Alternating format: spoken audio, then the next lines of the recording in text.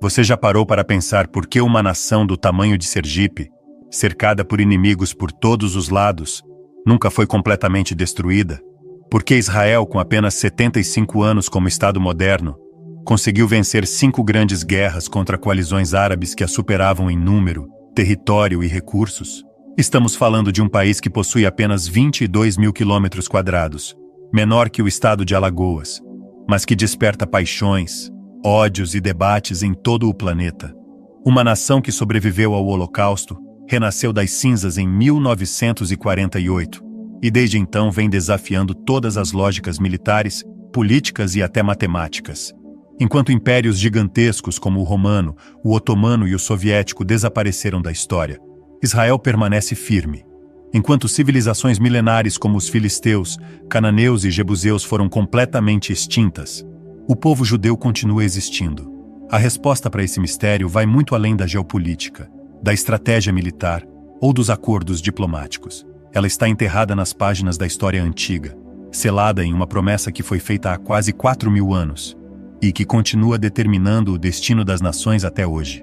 Para entender por que ninguém consegue mexer com Israel, precisamos primeiro compreender a magnitude dos ataques que essa nação já enfrentou. Desde sua independência em 1948, Israel lutou em pelo menos 7 guerras principais, enfrentou 2 intifadas, centenas de ataques terroristas e vive sob constante ameaça de aniquilação.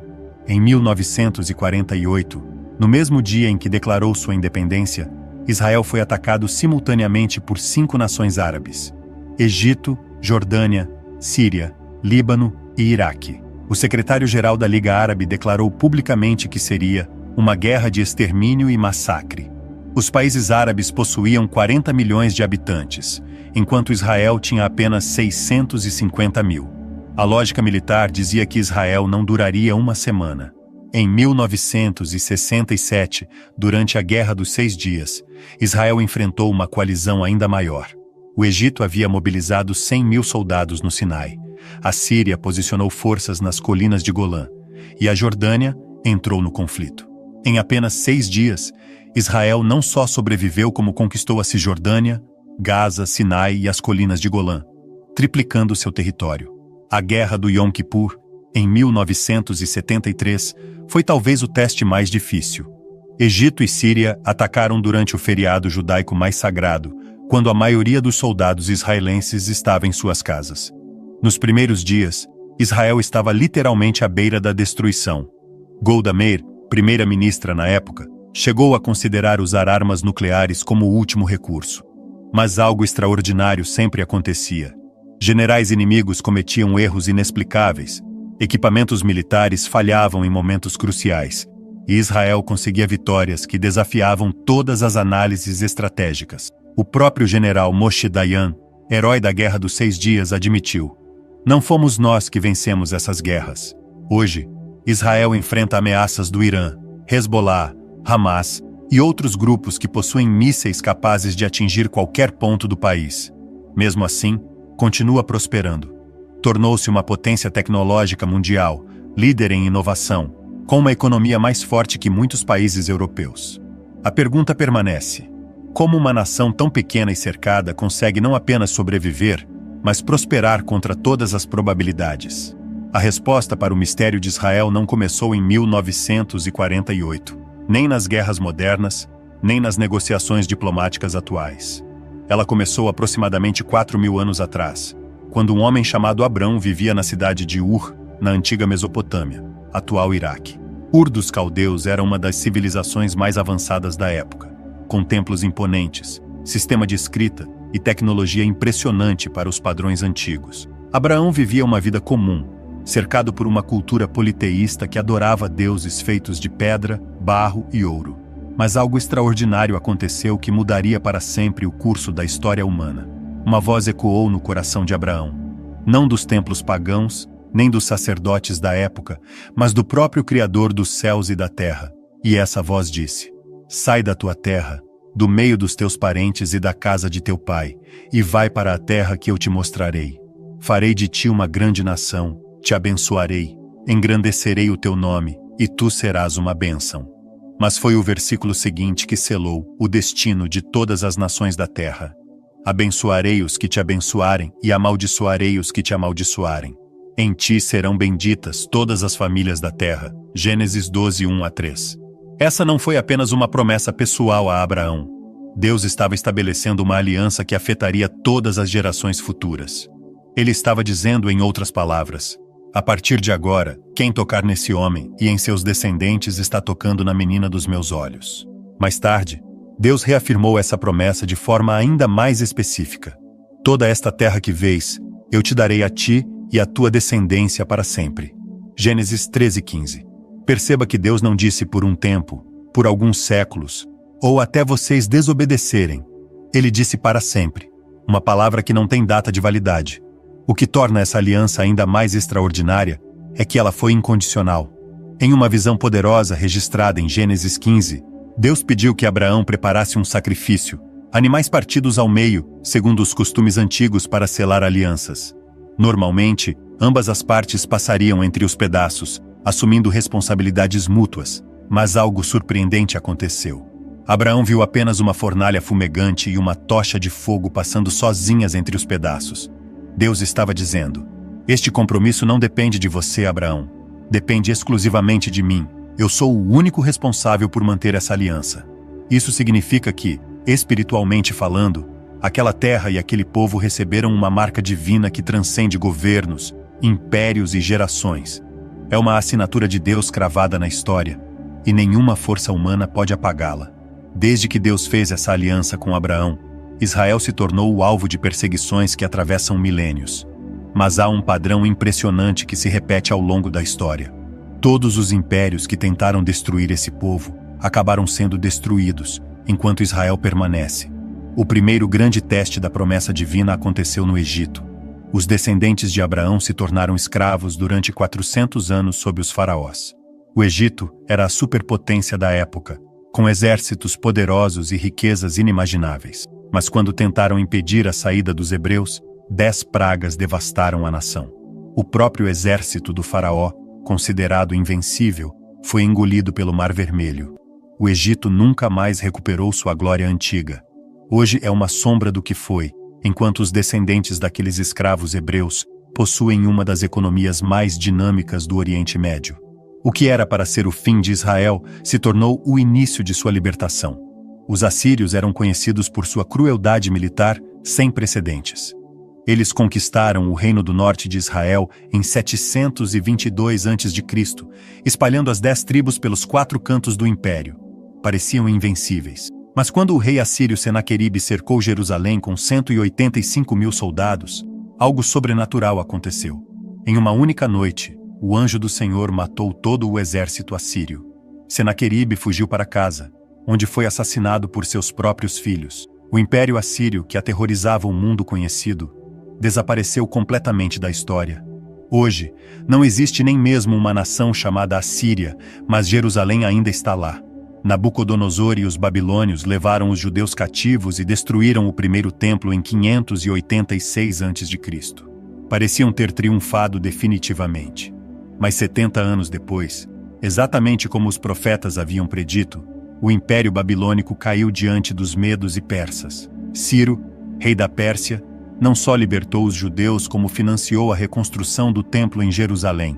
A Babilônia, que se gloriava de ser eterna, tornou-se ruínas arqueológicas no deserto iraquiano. Os judeus voltaram, reconstruíram sua nação e continuaram sua história. Os romanos destruíram o segundo templo em 70 d.C. e espalharam os judeus por todo o mundo conhecido. Durante quase 1900 anos, parecia que Israel havia sido definitivamente apagado do mapa. Os romanos se consideravam senhores eternos do mundo. Mas onde está o Império Romano hoje? Fragmentado, destruído, relegado aos livros de história. E onde estão os judeus? De volta à sua terra ancestral, falando o mesmo idioma de 3.000 anos atrás, praticando as mesmas tradições, adorando o mesmo Deus. Roma caiu, mas a promessa a Abraão permaneceu de pé. O padrão continuou nos tempos modernos. Adolf Hitler e o Terceiro Reich tentaram implementar a solução final, o extermínio completo do povo judeu. 6 milhões foram assassinados no Holocausto. O Reich prometia durar 1000 anos. Resultado: o Terceiro Reich durou apenas 12 anos, e foi completamente aniquilado. Os líderes nazistas foram julgados e executados. A Alemanha foi dividida e humilhada. 3 anos após o fim da Segunda Guerra, Israel renascia como nação. A União Soviética, durante 70 anos, perseguiu judeus sistematicamente, fechou sinagogas, proibiu o ensino do hebraico e tentou eliminar a identidade judaica. O Império Soviético parecia indestrutível, controlando metade do mundo. Resultado: a URSS implodiu e se fragmentou em múltiplas repúblicas. Milhões de judeus soviéticos fizeram emigração para Israel, fortalecendo o país. Hoje, a Rússia luta para manter sua relevância internacional, enquanto Israel se tornou uma potência tecnológica global. A pergunta ecoa através dos séculos: coincidência ou cumprimento de uma promessa antiga? A história sugere que mexer com Israel é mexer com algo muito maior do que aparenta. A Bíblia não apenas registra o que aconteceu com os inimigos de Israel no passado, mas também revela o que acontecerá com aqueles que se levantarem contra esta nação no futuro. As profecias são específicas, detalhadas e, em muitos casos, assustadoramente precisas. O profeta Zacarias, escrevendo há mais de 2.500 anos, fez uma declaração que parece descrita para os tempos atuais. Naquele dia, farei de Jerusalém uma pedra pesada para todos os povos. Todos os que a erguerem se ferirão gravemente, e reunirei contra ela todas as nações da terra. É impressionante como essa profecia se cumpre literalmente hoje. Jerusalém continua sendo o centro das discussões internacionais. Cada tentativa de resolver a questão de Jerusalém através de acordos políticos falha.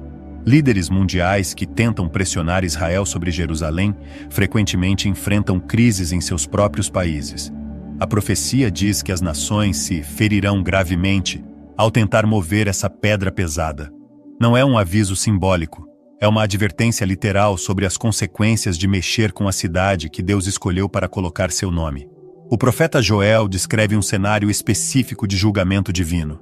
Naqueles dias, reunirei todas as nações e as farei descer ao vale de Josafá. Ali entrarei em juízo com elas, por causa do meu povo, da minha herança Israel, a quem espalharam entre as nações, repartindo a minha terra. Note 2 detalhes cruciais.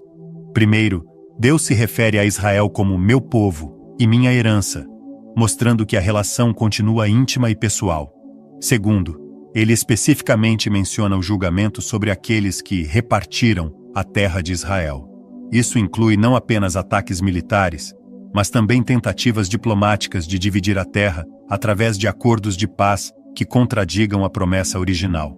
Qualquer nação que apoie a divisão da terra prometida está, segundo essa profecia, posicionando-se para julgamento divino.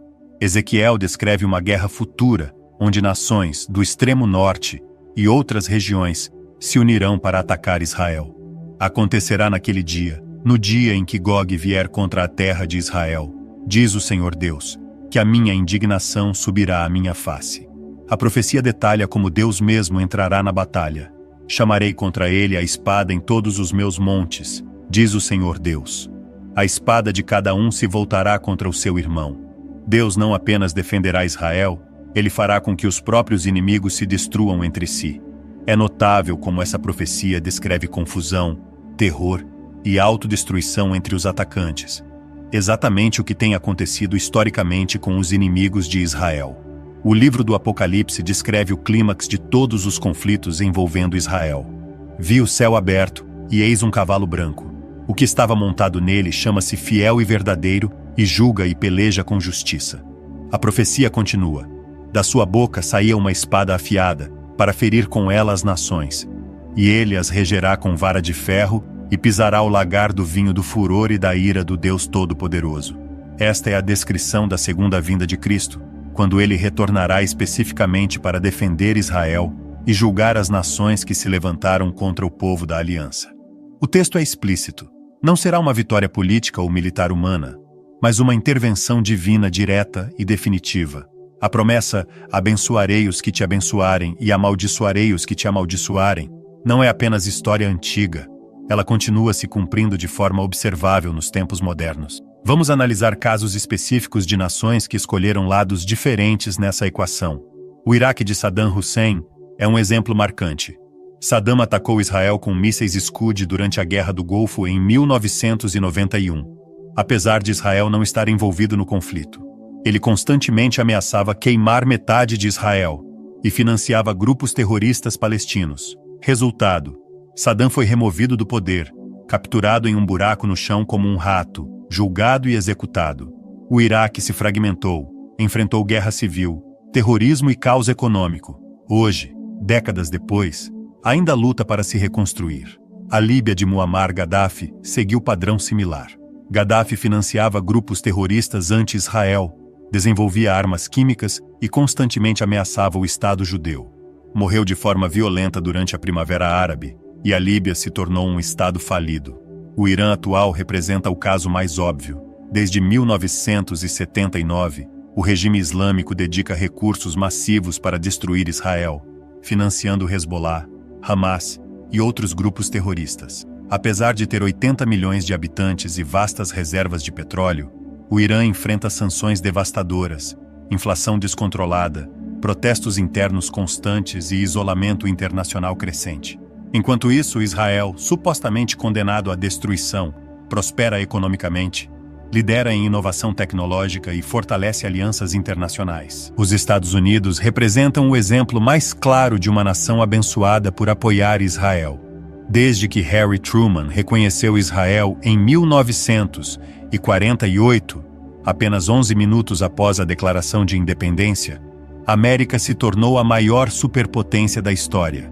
Durante as décadas de maior apoio americano a Israel, os EUA experimentaram crescimento econômico sem precedentes, dominância tecnológica, influência cultural global e prosperidade generalizada.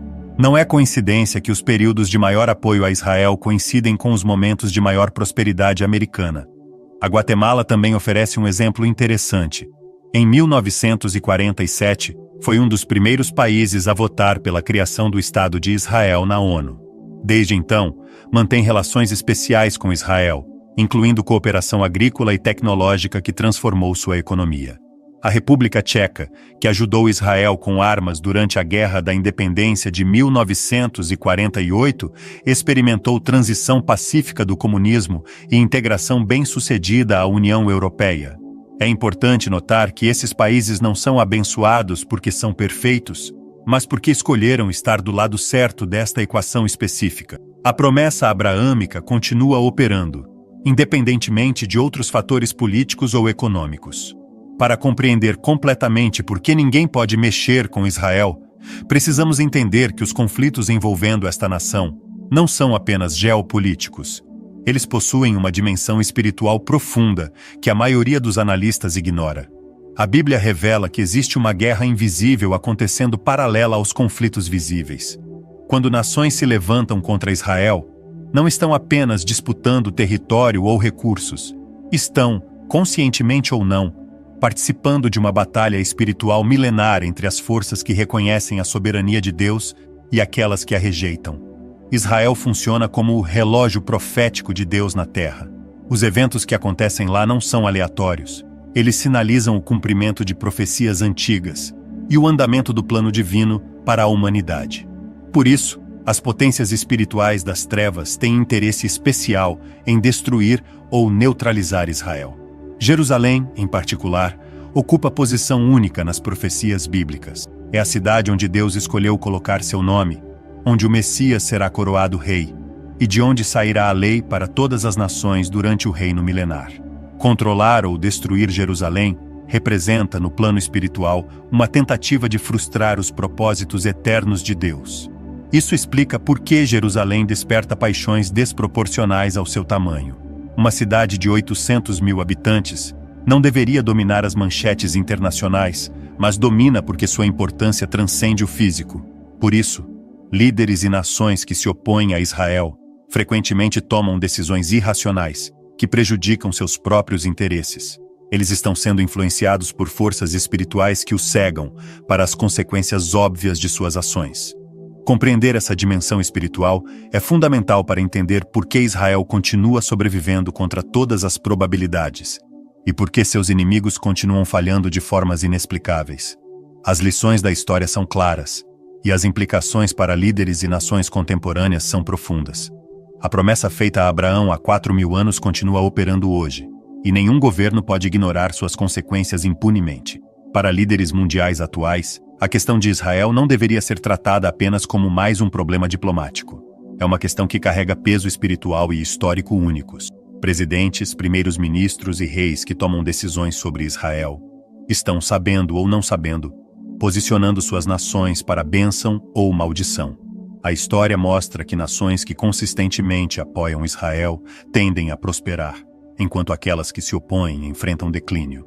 Isso não significa que o apoio a Israel garante sucesso em todas as áreas, mas sugere que existe uma correlação observável entre essas duas variáveis. Para organizações internacionais como a ONU, que frequentemente aprovam resoluções anti-Israel, a pergunta crucial é: vale a pena desafiar uma promessa que tem se cumprido consistentemente por milênios? A ONU, criada para promover paz mundial, tem se mostrado incapaz de resolver conflitos maiores, enquanto gasta energia desproporcional, criticando a única democracia estável do Oriente Médio. Para nações muçulmanas, há uma oportunidade histórica de escolher cooperação em vez de confronto. Países como Emirados Árabes Unidos, Bahrein e Marrocos, que normalizaram relações com Israel através dos Acordos de Abraão, têm experimentado benefícios econômicos e tecnológicos significativos. A sabedoria política mais básica sugere que é melhor estar do lado da força que tem vencido consistentemente por 4.000 anos. Apoiar Israel não é apenas moralmente correto, é estrategicamente inteligente. As nações sábias reconhecerão esta realidade e ajustarão suas políticas em conformidade. Aquelas que insistirem em desafiar a promessa abraâmica continuarão colhendo as consequências que a história tem documentado repetidamente. Chegamos ao final desta jornada através da história, profecias e evidências contemporâneas. E a resposta para nossa pergunta inicial se tornou cristalina. Ninguém pode mexer com Israel porque existe uma promessa eterna, selada pelo próprio Deus, que protege essa nação e esse povo. Não se trata de superioridade racial, poder militar excepcional ou habilidade diplomática superior. Trata-se de uma aliança divina que transcende as circunstâncias temporais. Deus disse a Abraão: abençoarei os que te abençoarem e amaldiçoarei os que te amaldiçoarem. E essa promessa permanece inalterada. A história é nossa professora mais confiável, e ela nos ensina que todos os impérios que se levantaram contra Israel foram eventualmente destruídos, enquanto Israel continua existindo. Dos egípcios aos romanos, dos nazistas aos soviéticos, o padrão se repete com precisão matemática. Mas esta não é apenas uma lição de história. É um chamado para reflexão pessoal e nacional. Se você é um líder, se você vota, se você tem voz na sociedade, suas escolhas sobre Israel importam mais do que você imagina. Você pode escolher estar do lado da promessa ou contra ela. Para indivíduos, a pergunta é: você quer a bênção de Abraão sobre sua vida e família? Então abençoe Israel. Ore por Jerusalém, como o Salmo 122 nos instrui. Apoie iniciativas que beneficiem o povo judeu. Posicione-se ao lado da nação que carrega a promessa eterna. Para nações, a escolha é ainda mais clara: prosperidade ou declínio, bênção ou maldição, relevância histórica ou esquecimento. A promessa permanece: abençoarei os que te abençoarem e amaldiçoarei os que te amaldiçoarem. Essa é a razão definitiva pela qual ninguém pode mexer com Israel. E essa é a sabedoria que pode transformar o destino de qualquer pessoa ou nação que a abraçar. A escolha é sua. A promessa é eterna.